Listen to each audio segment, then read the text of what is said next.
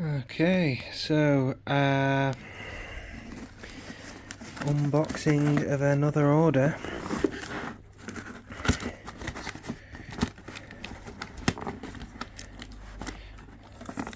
From Classic Swede.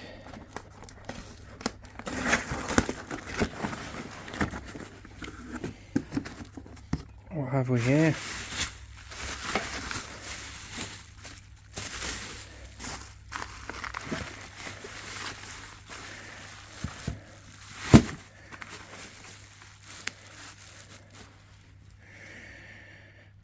Well, as everyone knows, that's a wheel trim.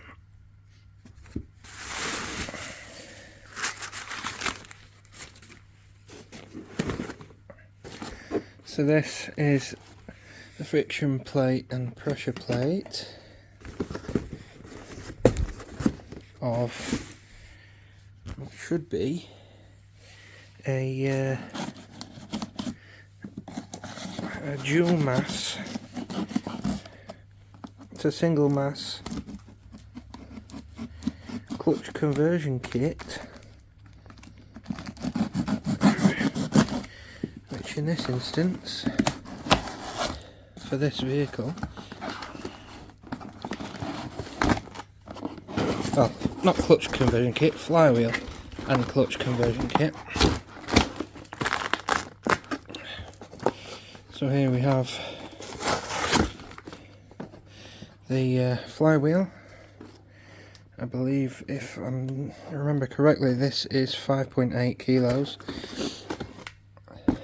So it's lightened. I can't remember how much the factory dual mass ones are, but I can imagine it's a lot higher than that. Needs a bit of a clean up, but I think that's just the protective oil that it's been coated with, which is very much appreciated. Now, this kit is advertised as coming with bolts. I have ordered some other bits, so I've got a different box to open, so the bolts may be in there. Let's have a look. Okay, this is the other box. So we've got some more goodies in here. What have we got here? A diff housing gasket. How on earth would I want one of those? Exhaust port gaskets. Here's another piece of the conversion kit, the clutch release bearing. So the fact that we're finding pieces of clutch conversion kits in this package as well is good. It means we're probably not missing anything. What is that? So this is, as you can see, stage 3 chip for a 984 ECU, and there we have the chips. So we've got one for the ECU, one for the EZK or EZK, depending on how you say it. So let's pop them back away. Okay, next we have a bypass plug resistor pack for using high impedance injectors. Then, because I didn't fancy soldering on my own daughter board, I've ordered an EZK that will already have either a factory daughter board installed to accept the EZK chip, or it will be fitted from Classic Swede. That's bought on a deposit basis. Got a couple more headlight wiper blades. I bought some last year and they've been on for about a year and they've just started to rust, and I just don't mind paying, was it £7 or £8 for a new pair every year to make them look nicer. Still doing the job. A couple of hose clamps here and some bushes for the alternator bracket. Then we've got some polyurethane engine mounts. Interesting. What also seems interesting is they don't look exactly central. I mean, that one looks pretty central. That one, maybe it is central. It's just that the seems to be a bit of a slant on one of the surfaces. I don't think that'll make much of an issue, but we shall find out. Pretty sure there's one bushes or mounts somewhere within the engine transmission area, so through upgrading them we'll find out where the wear was. Genuine Volvo oil filter.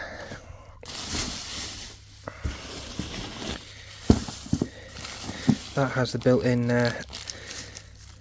anti-return valve so that you don't lose oil pressure whilst the engine's switched off.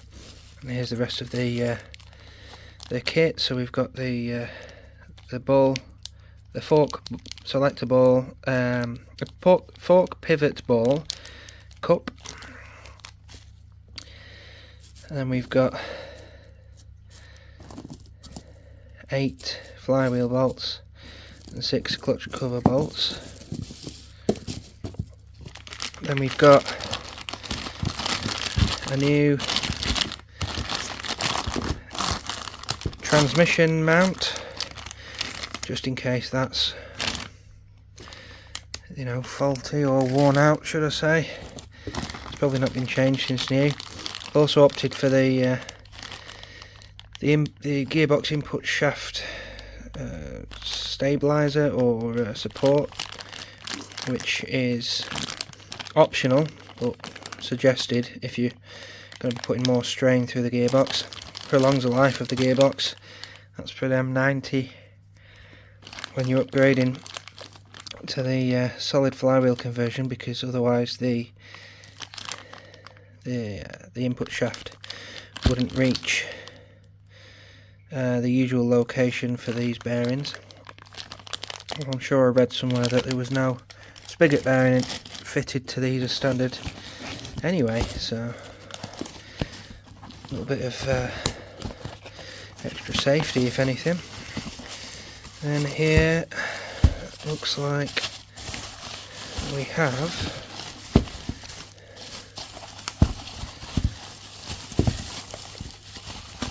the, if it'll come out of its little bag,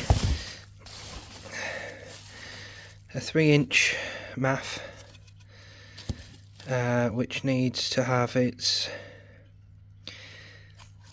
top taken off and replaced with the guts of a working original 2.5 inch, is it, MAF?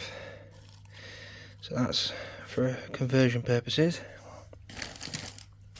I could have bought a working 3-inch MAF, but they are about £600, so no thanks. And we've just got a fuel filter.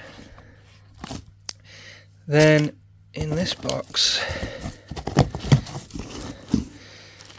we have probably the coolest thing here, and the nicest looking thing here. I'm guessing, yeah, that's just a little bit of hardware, blanking plate, bolts, gasket. But here is the main star of the show.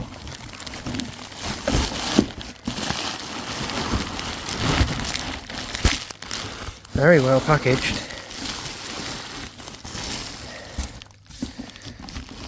We've got Team Kangaroo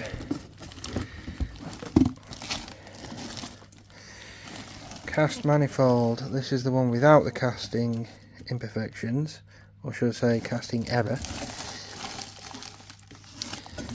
So I should do a nice job of being able to mount a decent sized turbo without too much messing about. It at least sorts out everything from the head to the outlet of the turbo. So I just need to construct a downpipe once I've fitted this, which can link up to a sports cat under the vehicle, and finish off by linking up to the stainless steel half system that I was previously put in place. Okay, I've just had a second delivery, not from the same place, because well, I was able to get the same thing at a much better price due to a January sale, and at some point I'll be able to open the thing. It's always fun doing stuff with one hand.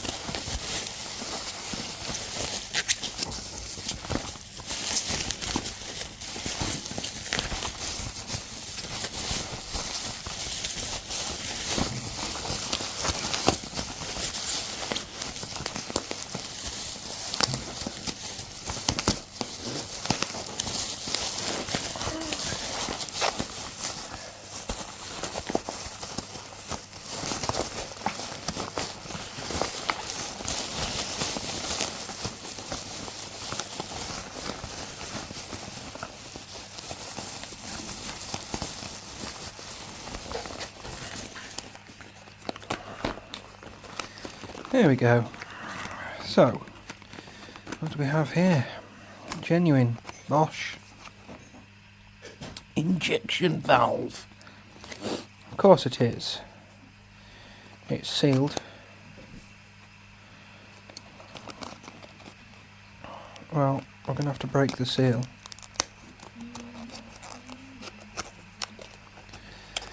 To see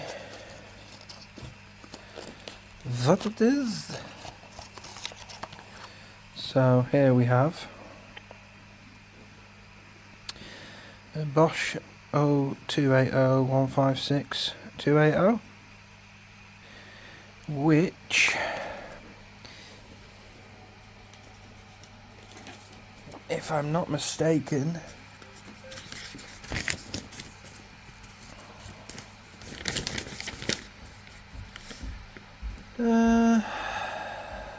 of course it doesn't say it on the invoice, but I have got the data table to just reconfirm, just so I don't say the wrong number, and that is that these are 470cc injectors. They are high impedance, so they should go lovely with the other supporting mods.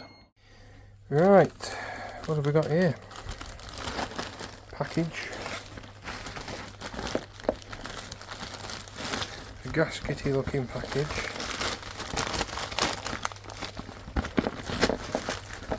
Volvo B230 bottom end gasket kit,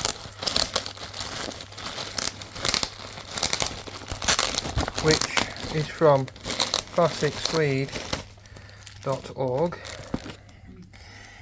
Has a nice picture, but it doesn't list what is included and what's not, so I can kind of see there's a sump plug washer there, but I bought one anyway because they're only about 70p, and I've just got an oil filler cap seal there as well, because I don't expect that to be in a bottom end gasket kit.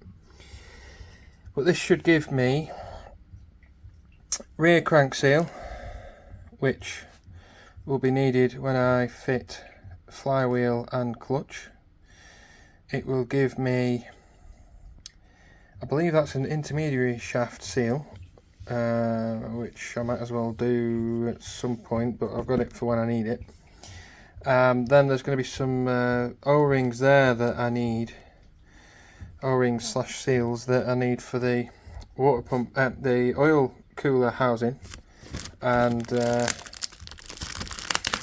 the surface that mates to the block and the surface that mates to the oil cooler itself.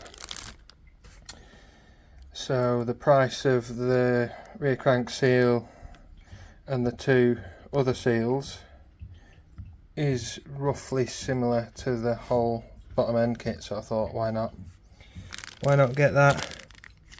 Do you know, that might be an oil filler cap seal there, so I might not have needed them, but again that was only like less than £2, so that should do me for the next few upcoming jobs.